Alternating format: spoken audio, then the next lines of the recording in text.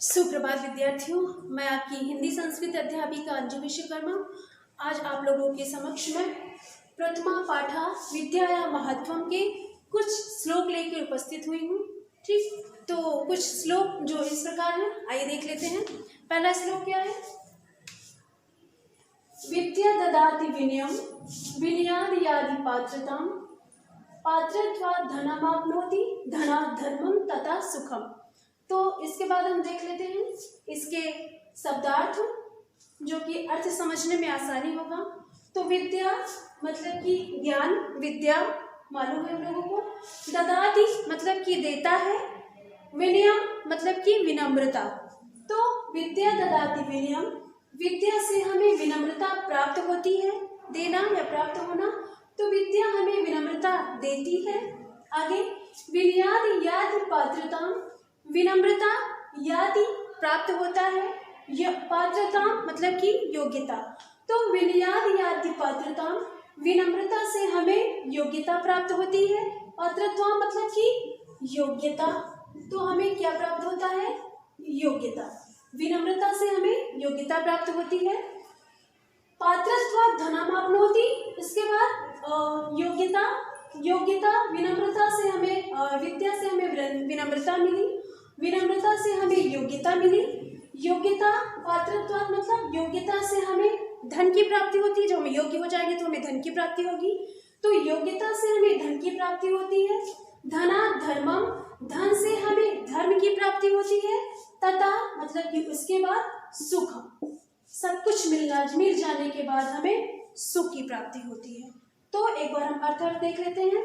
विद्या ददाति विनयम, विद्या हमें विनम्रता देती है। विनयाद यादि पात्रता, विनम्रता से हमें योग्यता प्राप्त होती है। पात्रत्व धनमाप्नोति, योग्यता से हमें धन की प्राप्ति होती है। धना धर्मम, धन से हमें धन की प्राप्ति होती है। तथा सुखम, उसके बाद हमें सुख की प्राप्ति होती है। ठीक, समझ में आ गया? एक बार अच्छे से पढ़ लीजिए आप लोग भी। पहला हो गया, दूसरा देखते हैं।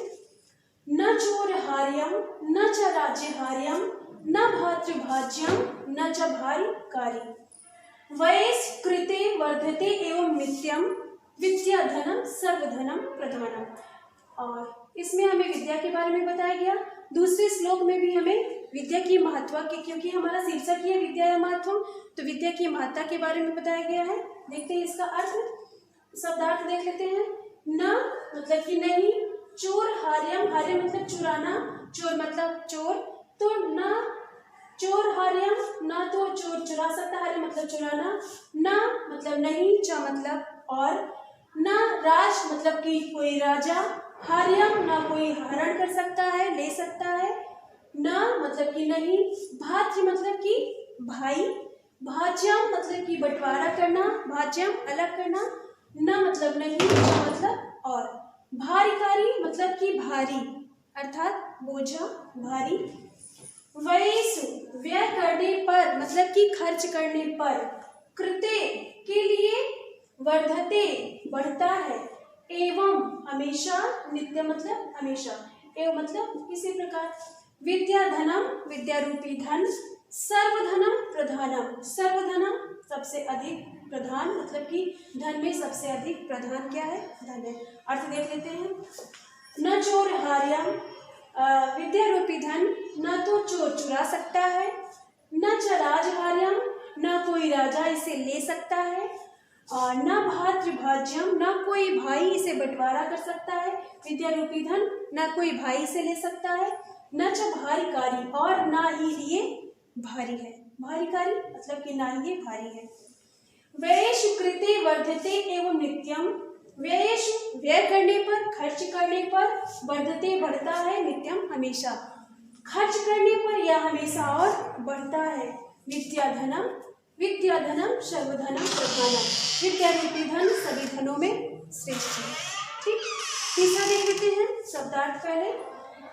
विद्या रूपम कुरूपाणाम विद्या धनानाम धनम तथा निर्बलानाम बलम विद्या साधनीया प्रयत्नता। विद्या रूपम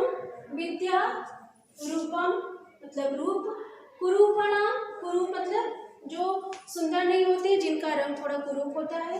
निर्धनानाम गरीब, जिनके पास धन नहीं होता है। धनम धन तथा, इस प्रकार निर्बला नाम जिनके पास बल नहीं होता है, जो निर्बल होते हैं। बलम मतलब कि बल, ताकत, विद्या मतलब ज्ञान। साधनीया साधन, एक प्रकार का साधन। प्रयत्नता मतलब कि प्रयत्न करने वालों की। अर्थ देख लेते हैं। विद्या रूपम कुरूपाणाम, विद्या रूपी धन कुरूप के लिए। कुरूप मतलब कि जो कुरूप होते हैं, जो सुंदर नहीं होते, उनके लिए विद्या क्या है, रूप के समान है, सुंदरता के समान है। तो विद्या रूपम कुरूपाणाम, विद्या रूपी धन कुरूप के लिए, जो सुंदर नहीं होते, उनके लिए रूप के समान है। निर्धना नाम धनम तथा, और निर्धनों के लिए धन के समान है। विद्या, जिसके पास विद्या होती है उनको धन की आवश्यकता नहीं होती है, उनके लिए धन ही सबसे बड़ा, विद्या ही सबसे बड़ा धन होता है। तो विद्या कुरूप के लिए रूप के समान है और निर्धन के लिए धन के समान है। निर्बला नाम बलम विद्या, और निर्बलों के लिए बल के समान है। जिसके जो निर्बल होते हैं, जिनके पास ताकत नहीं होती है, उनकी ताकत क्या होती है, विद्या ही होती है। और साधनीय प्रयत्नता, साधन करने वालों जो प्रयत्न करते हैं, तो क्या कहा गया है कि जो प्रयत्न करते हैं कोई भी काम उनके लिए असंभव नहीं होता है।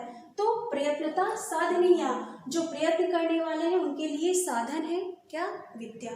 एक बार फिर देख लेते हैं। विद्या रूपम कुरूपाणाम, कुरूप जो सुंदर नहीं होते उनके लिए विद्या ही सुंदरता के समान है, विद्या ही क्या है, रूप है। निर्धना नाम धनम विद्या, निर्धनों के लिए धन ही क्या है, विद्या है। निर्बला नाम बलम विद्या, निर्बलों के लिए क्या, बल है, विद्या। और साधनीय प्रयत्नता, प्रयत्न करने वालों के लिए साधन है।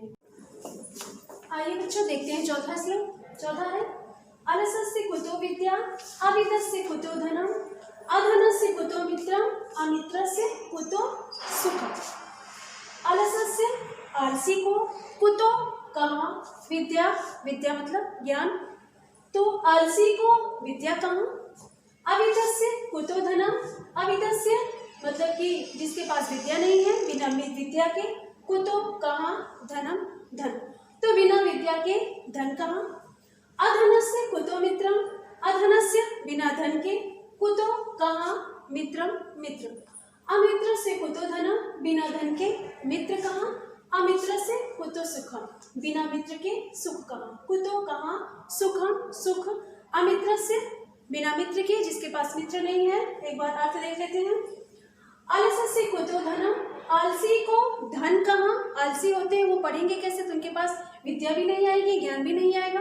तो अलसस्य कुतो विद्या, आलसी को विद्या कहाँ। अविद्यस्य कुतो धनम, बिना विद्या के धन कहाँ। अधनस्य कुतो मित्रम, बिना धन के मित्र कहाँ। अमित्र से कुतो सुखम, बिना मित्र के सुख कहाँ। पांचवा श्लोक देखते हैं। स्वगृहे पूज्यते मूर्खा, स्वग्राम पूज्यते प्रभु, स्वदेशे पूज्यते राजा, विद्वान सर्वत्र पूज्यते। शब्दार्थ देख लेते हैं। स्व मतलब अपना, गृह मतलब घर में, पूज्यते पूजा जाता है, मूर्खा एक मूर्ख व्यक्ति।